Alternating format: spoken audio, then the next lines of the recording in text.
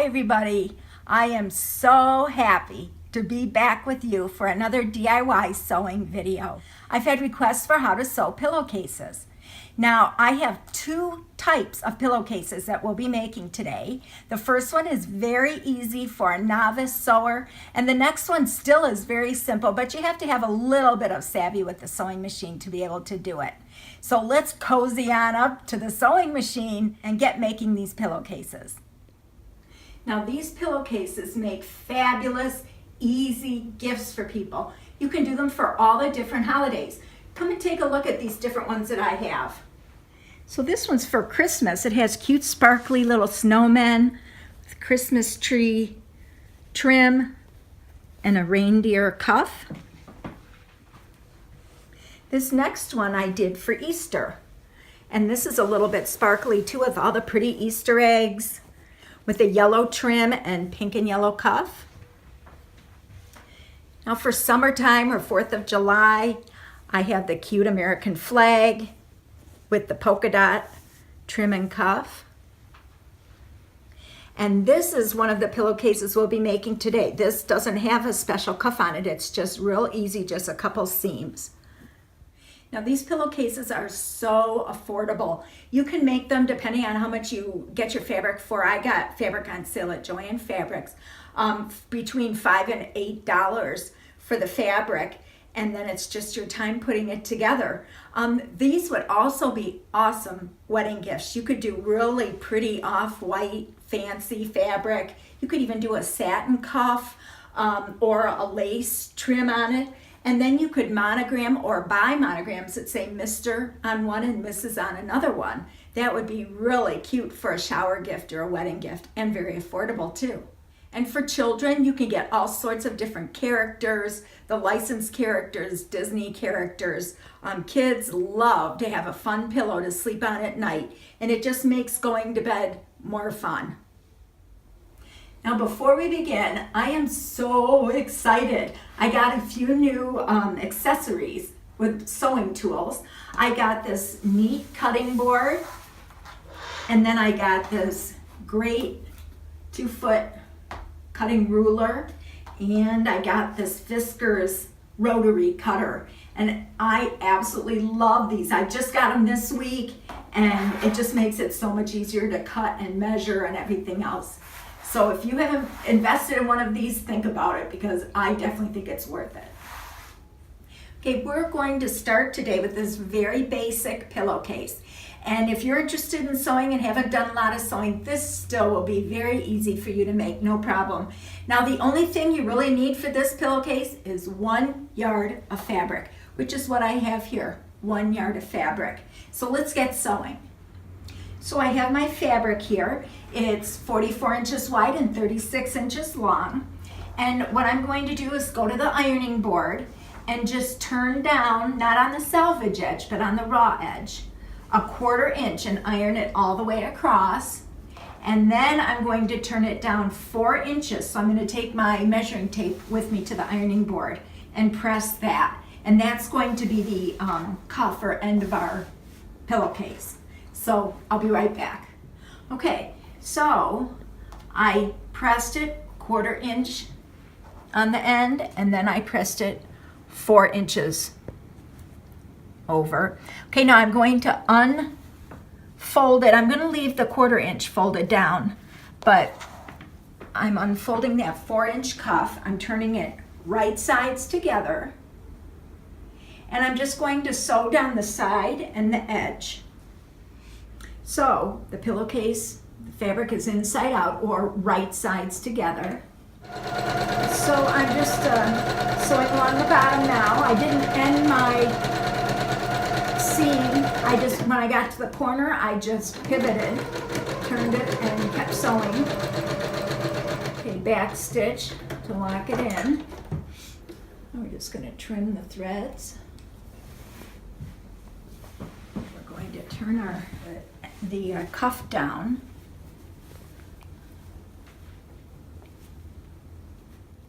Now you want to open up your seam that you just sewed. Open it up before you turn that down, and it'll just help it to lay smoother. I'm going to go around and just do a hem. So all along that 4-inch cuff. And then we'll be done with this pillowcase. That's how easy this is.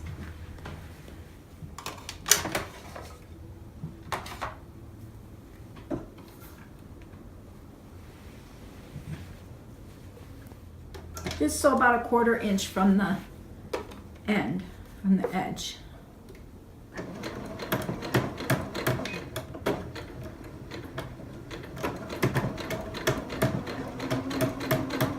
Now if you feel more confident pinning this down before you sew it, by all means you do that. Whatever you're most comfortable with.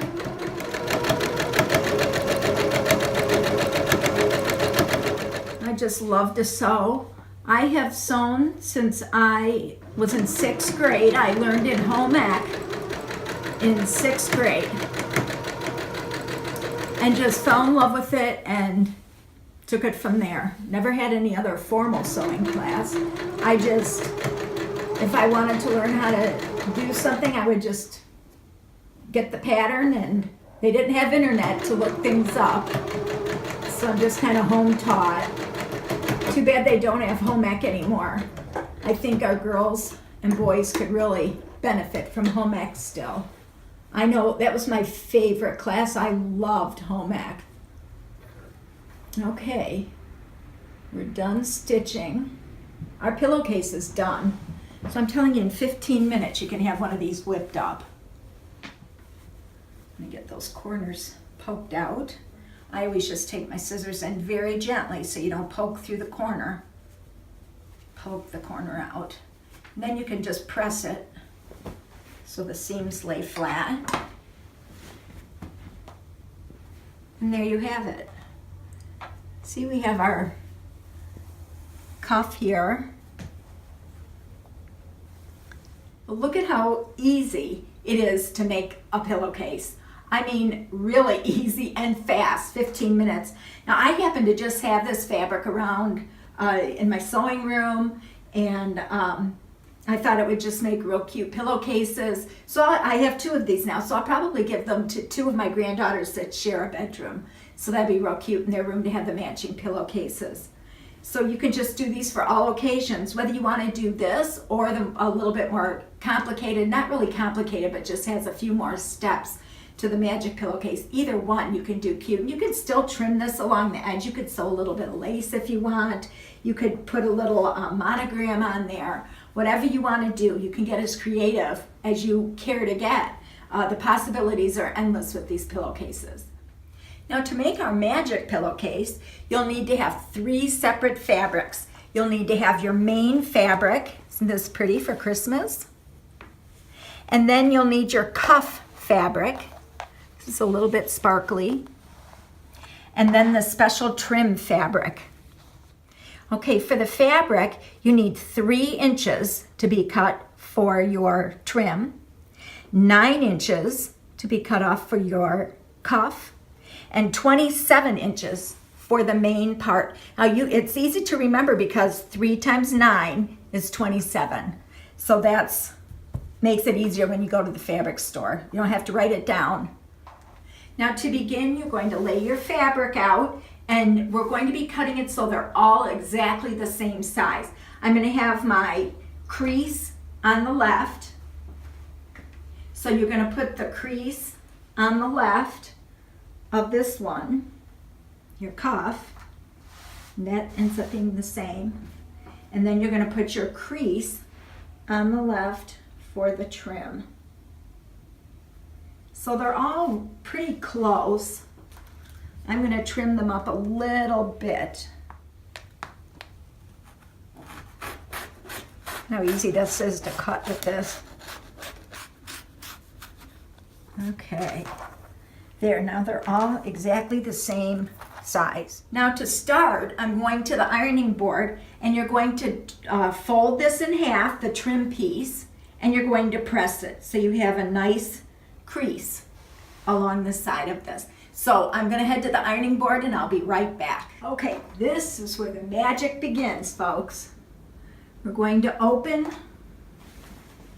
our cuff fabric, and you want to lay it out right side up. Next, you'll lay your main fabric right side up on top of the cuff fabric.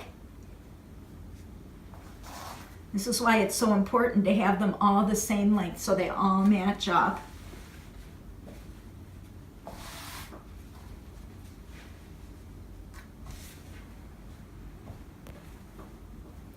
And after that, you'll lay your trim piece on top with the raw edges facing up.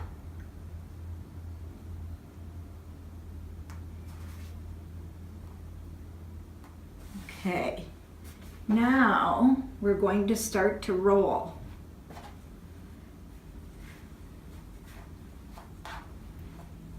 And you're going to roll the main fabric up, not the cuff fabric, the main fabric up. Now you're going to take your cuff fabric and fold it right up over the main fabric. And this is very important. I am not a pinner. I am always in a rush. I don't like to pin unless I absolutely have to. Trust me, this is one of those instances where you need to pin. Otherwise, you think you're saving time by not pinning, but with this situation, you're actually going to waste time if you don't pin because you're going to end up having to go back and do it again. So we are lining up all of these as you go.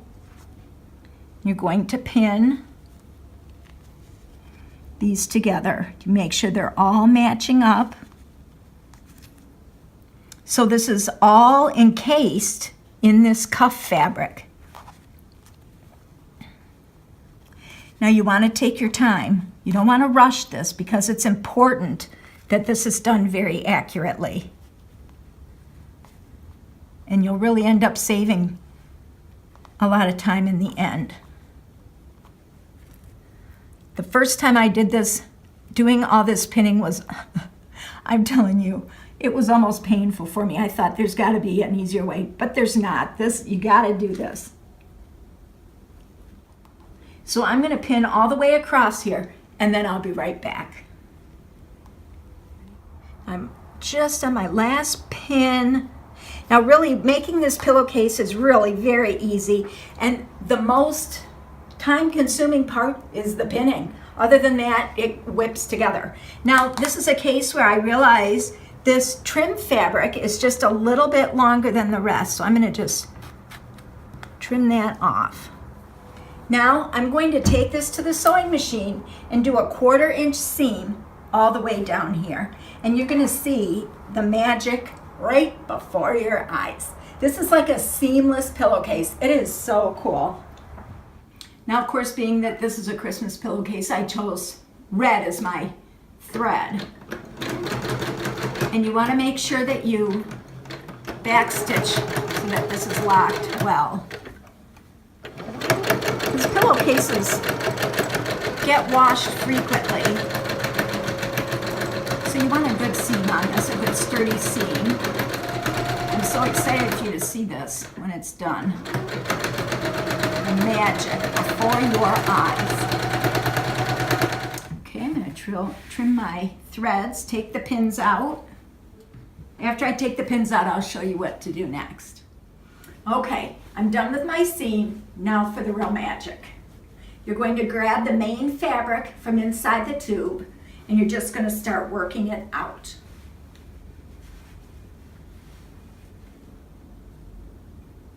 Takes a little bit of time, but it's not hard.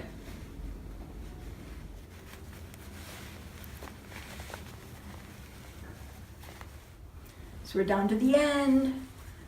Voila! Look at how cool is that. Now I'm going to press this. Now you got to look up close here. This is what's so cool about this too. Look at, there's no seams. It's all so fine, nice and finished. Okay, so now we're almost done with this pillowcase. Now you can choose one of two ways for finishing this off. You can either just do a regular seam down the side and the bottom, or you can do a French seam. If you're going to do a regular seam, of course, you're going to turn it right sides together. And then you'll just sew down along the side and the bottom, turn it right side out and you're done. But for a French seam, you're going to turn the wrong sides together. So the right side is facing out. And then here we go again with some pinning, just to make sure that this trim is in the same place, meets up on the front and the back.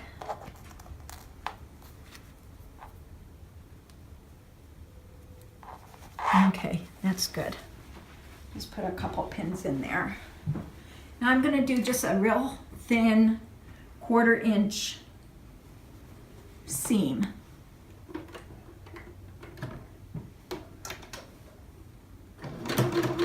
All the way around.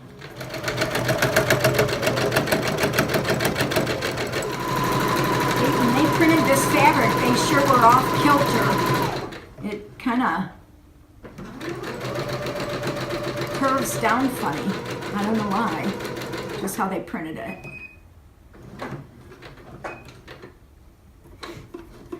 Okay, along the bottom.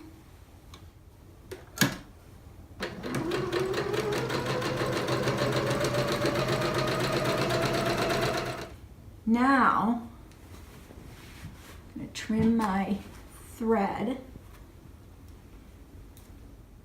Okay, so we have this sewn up down the sides and the bottom. Now I'm going to go press this. I'm going to turn it inside out.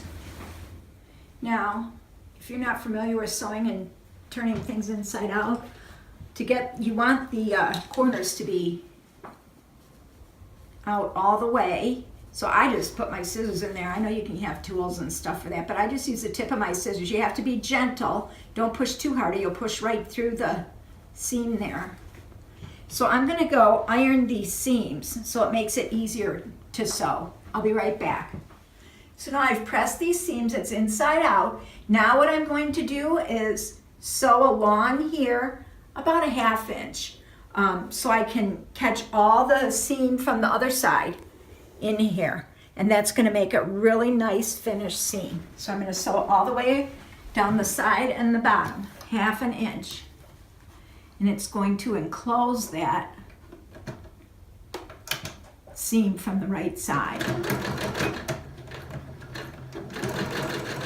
In the meantime, I want to thank everybody for watching, but also for the positive comments that I've had.